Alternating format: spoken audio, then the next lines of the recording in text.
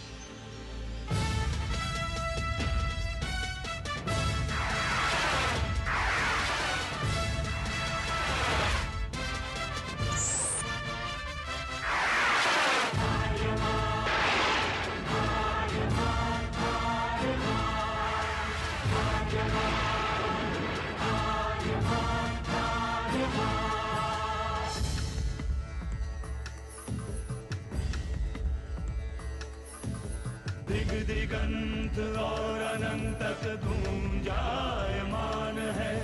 ब्रह्मनाद है विधि का वो अटल विधान है। धर्म की अधर्म पर विजय का वो प्रमाण है। मान है वो अटल विधान है। विजय का वो प्रमाण है। ब्रह्मांड का महान योद्धा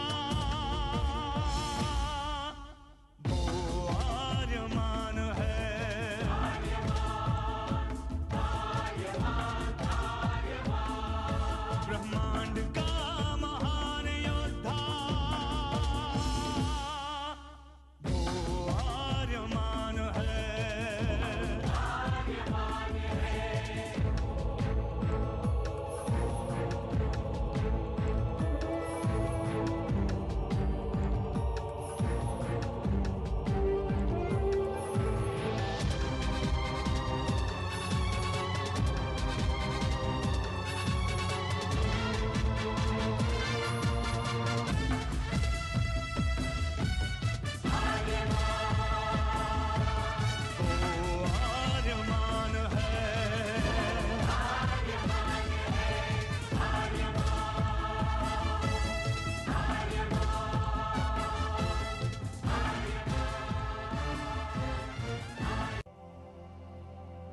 अनंत असीम ब्रह्मांड, अद्भुत, विशाल, विराट, जहां असंख्य आकाश गंगाएं प्रतिक्षण बनती रहती हैं, मिटती रहती हैं।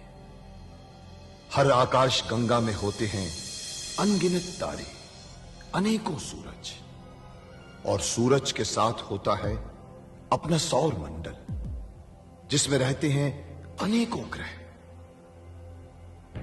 न जाने कितने सूरज चमके और बुझ गए, न जाने कितने तारे चमके और खो गए, न जाने कितने ग्रह, कितनी पृथ्वियां, कितनी सभ्यताएं बनी, बढ़ी और खो गई समय की इस अनंत धारा में।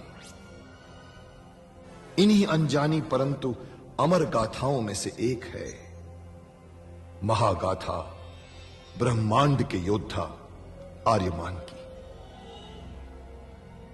बहुत समय पहले पृथ्वी से लाखों प्रकाश वर्ष दूर आर्याना आकाश गंगा में एक ग्रह था, थार।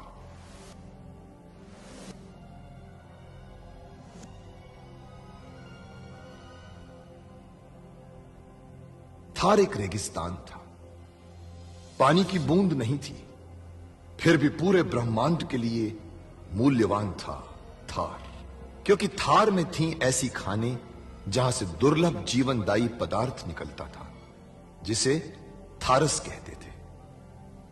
यह किसी भी ग्रह की जहरीली से जहरीली हवा को भी रासायनिक प्रक्रिया से प्राणवायु बना देता था, जीने के लायक बना देता था। कहावत थी, थारस जिसके वश में, पूरी आकाश गंगा उसके वश में। आर्याना आकाश गंगा की संरक्षक संस्था ओमियान के नियमों के अनुसार थारस को कोई भी व्यक्ति अपने वश में नहीं कर सकता था। यहां तक कि थार ग्रह का राजा जारांत भी नहीं। राजा होते हुए भी जारांत अपना राज्य गणतंत्र प्रणाली से चलाता था। खानों से निकलने वाले थारस का 25% भाग ही थार ग्रह के हिस्से में आता था। बाकी का हिस्सा ओसेक अंतरिक्ष संगठन में चला जाता था। ओसेक आरियाना आकाश गंगा के व्यापारियों का संगठन था और जिसका संचालन अंतरिक्ष में बनाए गए एक कृत्रिम ग्रह ओसेक से होता था। मगर ओसेक संगठन में कई व्यापारी ऐसे भी थे जो अति महत्वाकांक्षी थे, जो पूरे ब्रह्मांड में अपना आधिपत्य स्थापित करना चाहते थे। परंतु जब तक ओमियान था तब तक कोई कुछ नहीं कर सकता था। ओमियान अंतरिक्ष के लोगों की संरक्षक संस्था थी जो अंतरिक्ष के निवासियों के हितों का पूरा ध्यान रखती थी और अपनी शांति सेना के द्वारा संपूर्ण ब्रह्मांड में शांति और व्यवस्था बनाए रखती थी। इसी ओमियान संस्था का अध्यक्ष था महान होशिंग। होशिंग जिस ग्रह पर रहता था उस ग्रह का नाम था गुरुक्षेत्र, जहां आज छिड़ी हुई है एक महाजंग।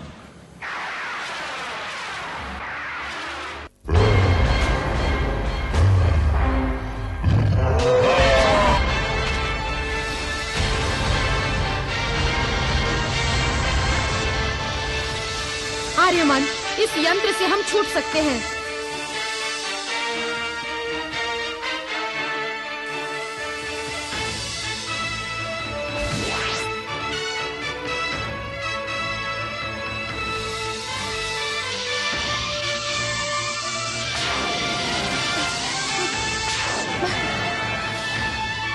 आर्यमान, द्वार खुलने वाला है। 2 ही लकीरें बची हैं।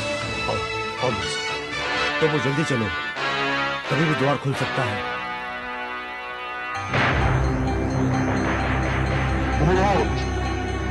आकाश गंगा का द्वार खुल गया।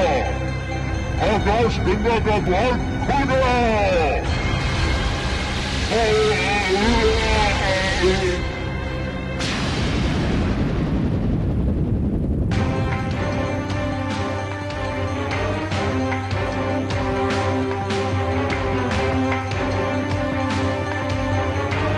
शेजाद को खत्म करने के बावजूद हम काल आकाश गंगा के द्वार को खोलने से नहीं रोक पाए आर्यमान। हमारी जीत हार में बदल चुकी है आर्यमान। अब फिर से आजाद हो जाएंगे धुमांतक के शरीर के कण, जो अब तक इस काल आकाश गंगा में पाप फैला रहे थे। द्वार के खुल जाने से पूरे ब्रह्मांड में पाप फैलाने लगेंगे और उससे भी बड़ा खतरा धुमांतक के शरीर के कण का आपस में जुड़ जाने का है।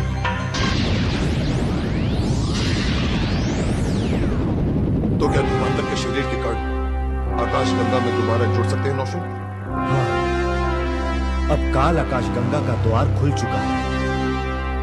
अब वो शक्ति खत्म हो चुकी है जो धुमांतक को बांधे हुई थी।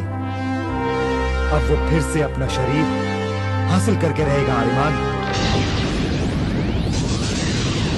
आप नाहक चिंता कर रहे हैं नौशुन जी। अगर धुमांतक ने शरीर हासिल कर भी लिया तो आर्यमान है ना, जैसे इन्होंने शेजार को खत्म किया वैसे ही मार देंगे धुमांतक को भी। नहीं, धुमांतक को कोई नहीं मार सकता क्योंकि अमर है वो। क्या? तो तुम नहीं जानती धुमांतक की कहानी? वो सचमुच अमर है शीरा, क्योंकि उसका जन्म आज से 4500 वर्ष पूर्व धूमकेतु पर जीवाणुओं से बने अंडे से।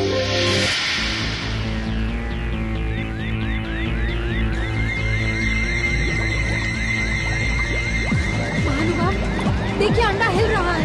लगता है इसके फूटने का समय पूरा हो गया है।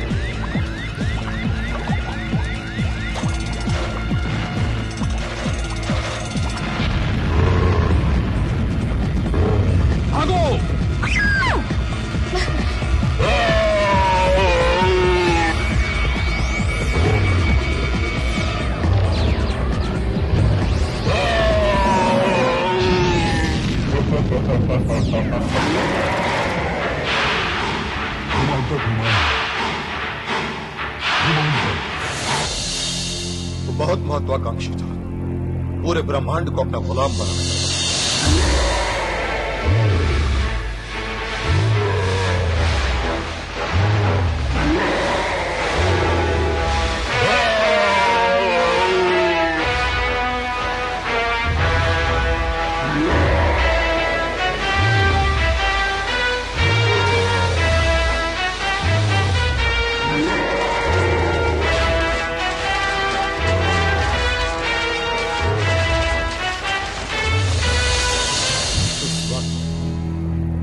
कोई नहीं जीत पा रहा था उसको,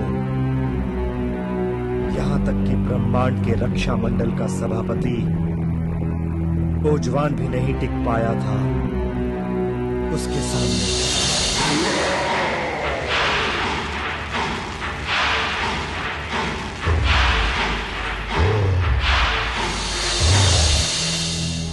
तब उसके गुरु की आत्मा ने उपाय बताया था ओजवान को धुमांतक को वश में करने का। उन्होंने 3 विशिष्ट चीजें बनाने के लिए कहा था ओजवान को। कौन सी 3 चीजें? एक दिव्य यान, एक दिव्य तलवार और एक दिव्य वस्त्र, जिसे ब्रह्मांड के वैज्ञानिकों ने विशिष्ट ऊर्जा से बनाया था।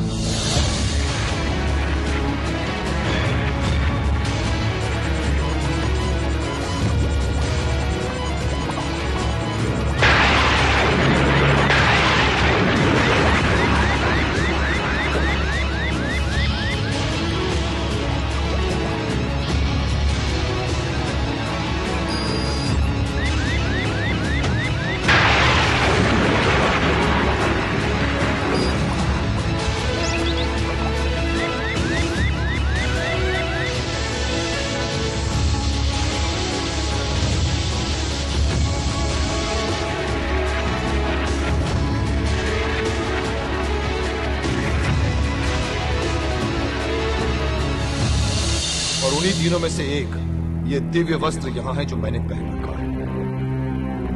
इसी दिव्य वस्त्र को पहनकर धुमांतक को काबू किया था उस ओजवान ने।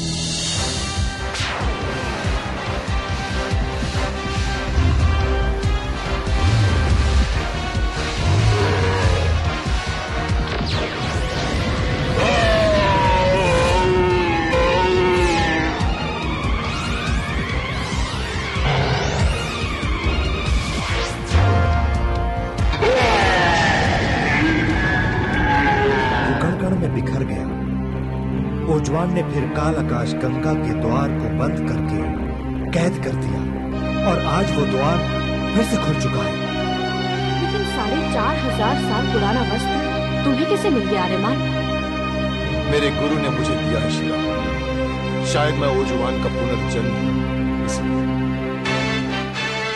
परंतु अभी भी दिव्य यान और उस दिव्य तलवार चंद्रहास को मुझे खुद ढूंढना। पूरे ब्रह्मांड की रक्षा करने की जिम्मेदारी जो मेरे कंधों पर मेरे गुरुदेव ने सौंपी है, उसके लिए उन तीनों चीजों का मेरे पास होना बहुत जरूरी है। और अब तो धुमांतक पर काबू पाने के लिए भी तुम्हारे पास उनका होना जरूरी है आर्यमान। इसलिए हमें समय गंवाए बिना चंद्रहास की तलाश में निकलना चाहिए आर्यमान। तुम ठीक कह रहे हो प्रभु। अब मैं सचमुच चलना चाहूँ। चाहूँ तो भी रोक नहीं पाऊंगी। सोचा था कि जीत के बाद कुछ दिनों तक कहीं नहीं जाने दूंगी तुम्हें। हाँ, पर हर सोचा हुआ पूरा कहाँ हो पाता है शीरा। लेकिन जरूर तुम्हारी इच्छा पूरी करेंगे हम। चंद्रहास मिलने के बाद जरूर आएंगे हम। और बातें भी तक करेंगे। अब हमें चलना चाहिए। चलो, मैं तुम लोगों को यान तक छोड़ देती हूँ। आओ।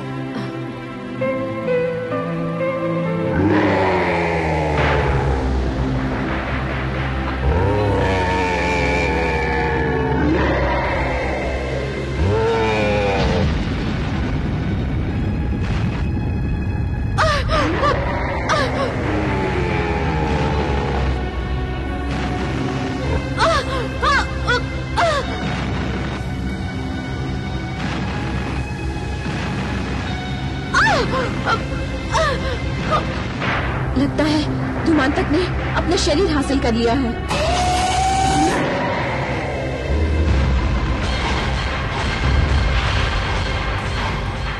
आखिरकार तू फिर से मेरे सामने आ गया अदने इंसान। इस बार तू बच नहीं सकता, क्योंकि मैं धूमांतक हूँ, धूमकेतु का बेटा धूमांतक। तेरी मौत हर बार मेरे हाथों लिखी हुई है धूमांतक, इसलिए तू फिर मेरे सामने आ गया। तेरी वजह से हजारों सालों तक कण कण में बिखर कर कैद रहना पड़ा इस काल आकाश गंगा में। लेकिन अब तेरा बनाया आकाश गंगा का बंद द्वार खुल चुका है, खुल चुका है। आजाद हो चुका है धूमांतक। अब तुझे नहीं छोड़ूंगा ओजवान। मैं ओजवान नहीं, आर्यमान हूँ, आर्यमान। ब्रह्मांड से तुम जैसे को खत्म करने वाला एक योद्धा। मगर धूमांतक खत्म नहीं हो सकता, कभी खत्म नहीं हो सकता। खत्म तो अब तू होगा।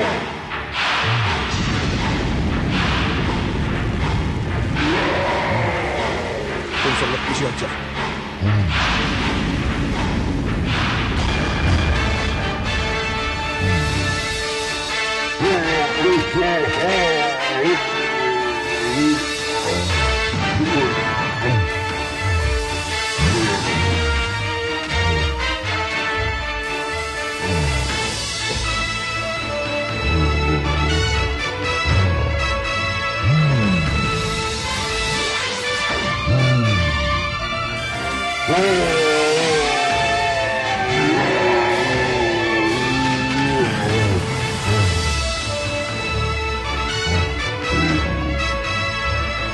आर्यमान, समय मत गवाओ, इससे लड़ना छोड़कर चंद्रहास को ढूंढने चलो। चंद्रहास से ही मर सकता है ये। चंद्रहास हासिल करना चाहता है। तू भी ओजवान की तरह इन कपड़ों के कारण बच रहा है। बेशक मैं तुझे नहीं मार सकता, लेकिन तू भी मुझे नहीं मार सकता है आर्यमान। चंद्रहास के बगैर तू मुझे नहीं मार सकता। लेकिन अब चंद्रहास को धूमांतक किसी के हाथों में लगने नहीं देगा।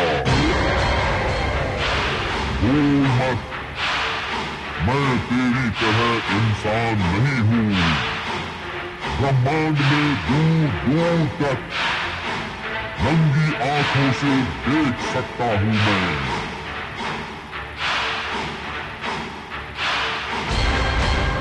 उस चंद्रहास की गंध को सूंघकर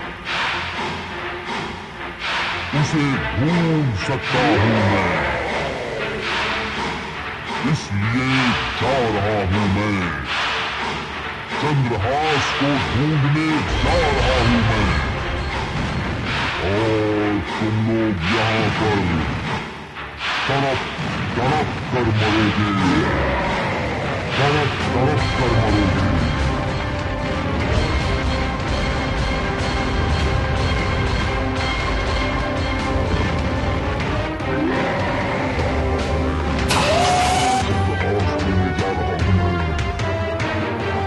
अब क्या होगा आर्यमान? कहीं उसने तुमसे पहले चंद्रहास हासिल कर ली तो? ऐसा कभी नहीं होगा नौशन। चंद्रहास पर मेरा अधिकार है। ओजवान के बाद वो मुझे मिलनी है, ये सुनिश्चित है। मैं धूमांतक से पहले उस चंद्रहास को किसी भी तरह से हासिल करके रहूंगा।